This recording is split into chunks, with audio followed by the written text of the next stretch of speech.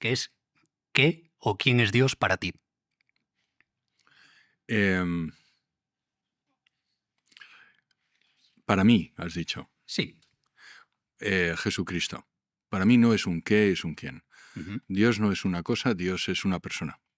Y el Dios del que yo hablo en el libro, que es el por el que nos conocemos, es el Dios creador y por tanto es Dios Padre y por tanto no hablo de Dios como encarnado, que es Jesucristo. Hablo simplemente de que la ciencia demuestra, como estábamos hablando eh, antes de aquí con Fernando e Ignacio, que la ciencia demuestra que existe un Dios creador.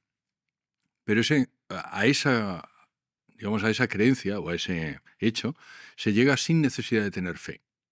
René, Ujú. tú no necesitas tener fe para llegar a la conclusión de que hay un creador de todo el universo. De hecho, la ciencia impone la necesidad de un creador en todo el universo.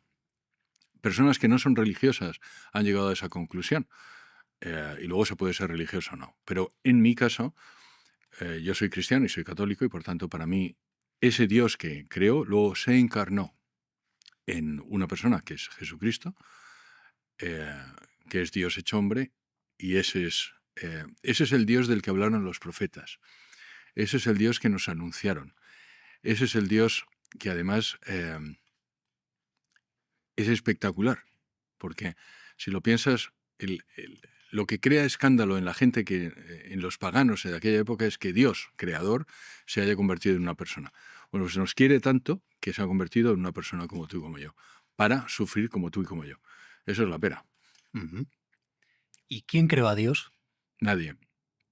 Nadie. Es una pregunta que a veces me hacen. De hecho, la pregunta, si quieres, parte de la premisa de no conocer la definición de Dios. Ujú. La definición de Dios es aquel ser que es, y que por tanto su esencia es la existencia, y que por tanto no fue creado.